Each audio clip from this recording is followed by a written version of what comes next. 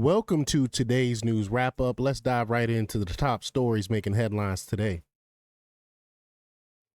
Daniel Cameron, the likely successor to Senator Mitch McConnell in Kentucky, criticized his former mentor's efforts to block Donald Trump's cabinet nominees.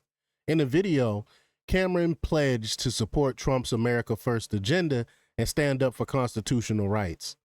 He denounced McConnell's votes against nominees Pete Hegseth, Tulsi Gabbard, and RFK, stating that a Kentucky senator should support the America First agenda. Cameron highlighted his track record as Kentucky's Attorney General, including his opposition to ESG and DEI, and his early endorsement of Trump for re-election. He also called for an end to sending money overseas, emphasizing the need to prioritize American interests. I'm liking this dude already.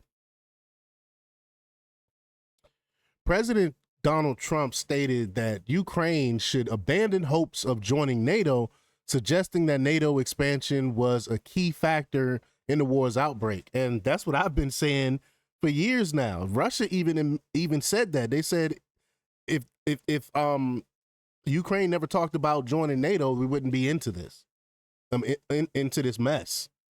He emphasized that NATO's refusal to halt its expansion led to Russia's invasion of Ukraine. Trump also criticized the European Union, claiming it was formed to undermine the United States. NATO Secretary General Jens Stoltenberg previously acknowledged that NATO's expansion was a central issue for Russia, reinforcing Trump's point. This perspective has faced criticism, of course, from mainstream media, which labels it as Russian propaganda. But how is it Russian propaganda when Russia says this is the reason why they attack? Jeff Bezos announced that the Washington Post's opinion page will now focus on supporting personal liberties and free markets. You would think the people will be for this, but this shift led to the resignation of opinion editor David Shipley, who opposed presenting a more balanced view. Why wouldn't you want to be balanced? You're a newspaper. You're supposed to be fair and balanced, right? Chief economics reporter Jeff Stein criticized Bezos' move as a significant encroachment, suggesting dissenting views would no longer be tolerated. That's not what he said. He said he wanted an opposite viewpoint. What's wrong with that? But the change has sparked a major upheaval at the Post, with former staff members expressing their discontent. Well, leave so he can hire people that are more centrist.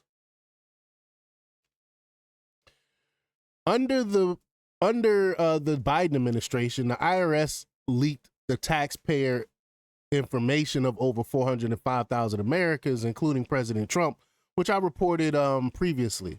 But Representative Jim Jordan's inquiry revealed the leak scope was far larger than initially disclosed. The scandal began when IRS contract worker Charles Littlejohn stole tax returns of Trump and other wealthy individuals, leaking them to news outlets. Littlejohn was sentenced to 5 years in prison. Thank God he was held accountable. The IRS initially reported 70,000 affected taxpayers, but later revised the number to 405,427. The incident follows previous controversies involving the IRS under President Obama and Biden. And they're worried about Elon Musk. Are you serious? BlackRock has removed references to its diversity, equity, and inclusion DEI strategy from its latest annual report. Previously, the firm emphasized the importance of a diverse workforce and inclusive culture for its success. We know BlackRock was one of the main companies pushing this DEI bullcrap. The new report omits gender and racial demographics, focusing instead on geographic breakdowns. This shift follows political and legal challenges to DEI policies, including a recent executive order by President Trump to investigate corporate DEI programs. A federal judge has partially blocked this order, citing potential constitutional issues. California Governor Gavin Newsom, Gruesome Newsom, announced his new podcast aiming to engage with people he disagrees with, as well as those he admires to tackle various topics such as egg prices, tariffs, and the Department of Government Efficiency. So he's trying to push back. He's trying to fix his he's trying to fix how people feel about him. However, the announcement received backlash, which critics questioning his focus on the podcast rather than addressing pressing issues like wildfires in California. He's trying to fix his image. Newsom's attempt to present himself as a centrist is laughable, and connect with listeners has been met with skepticism, as many believe his policies have negatively impacted the state. The low viewership of his existing podcast, Politicking, has also raised doubts about the success of this new endeavor. Again, he's just trying to fix his image because in a couple of years, he's probably going to be running for president. A Senate probe revealed that the U.S. Agency of International Development, or USAID, secretly funded luxuries for Ukrainian models and designers, including trips to Paris Fashion Week. You can't make this stuff up. Senator Joni Ernst disclosed that USAID tried to block her staff from assessing these expenditures, claiming they were classified. Really? Are you serious? The funds intended to alleviate economic distress in Ukraine were spent on frivolous activities such as fashion events and luxury brands. Ernst criticized USAID for obstructing congressional oversight and allowing NGOs to keep a significant portion of grants for indirect costs like office rent. The investigation found that over 5,000 Ukrainian businesses received U.S. taxpayer-funded assistance through various programs, with awards up to $2 million each. Again, while people in America are suffering and our veterans are homeless on the streets, we're sending money over to Ukraine. This is why Doge is needed. Jake Tapper is releasing a book that exposes President Joe Biden's cognitive decline in the effort to cover it up, despite Tapper himself having participated in the concealment. This is laughable that he's doing this. The book, titled Original Sin, President Biden's Decline, Its Cover-Up, and His Disastrous Choice to Run Again, criticizes Biden's decision to seek re-election, which Tapper argues led to negative consequences for the Democratic Party. Tapper's promotion of the book comes after years of defending Biden's mental acuity and dismissing concern about his health. This is, I don't understand. Why would he write this book? But the book aims to provide an in-depth look at the issues surrounding Biden's cognitive abilities and the impact on his presidency. This is ridiculous. No one is going to read this book. Eugene Daniels, a former Politico White House correspondent, is joining MSNBC as a co-host for a weekend roundtable show.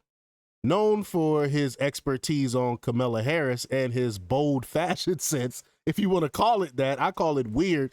See, these weird Democrats like him are so weird. This is why they try to project and was calling MAGA folk weird, because they know in their party they got weird people like this dude. Daniels is expected to bring a unique style to the network. His move to MSNBC is part of the network's ongoing reorganization efforts. It remains unclear if Daniels will face any wardrobe restrictions at his new job. I mean, ridiculous, right? Look at this picture. I got another story on this dude. The Trump administration has decided to strip the White House Correspondents Association, WHCA, of its authority to select which media outlets participate in the White House press pool. This decision came after Eugene Daniels, who I was just talking about, the WHCA president and soon to be MSNBC host, questioned former Vice President Kamala Harris about, quote, irredeemable racism in campaign rhetoric. The administration will now include additional outlets in the press pool without consulting the WHCA. The change has been praised by former White House Press Secretary Sean Spicer, who believes it will allow new voices from outside the D.C. Beltway to be heard. Daniels has criticized the move, of course, as undermining the independence of the free press. Left-wing organizations, including those funded by George Soros, orchestrated protests against Elon Musk's Department of Government Efficiency, or DOGE, at Republican town halls. I mean, who didn't see this coming? The media portrayed these protests as organic backlash. We know it wasn't. But a report from the Washington Free Beacon revealed the protests were organized by groups like Indivisible and Move On.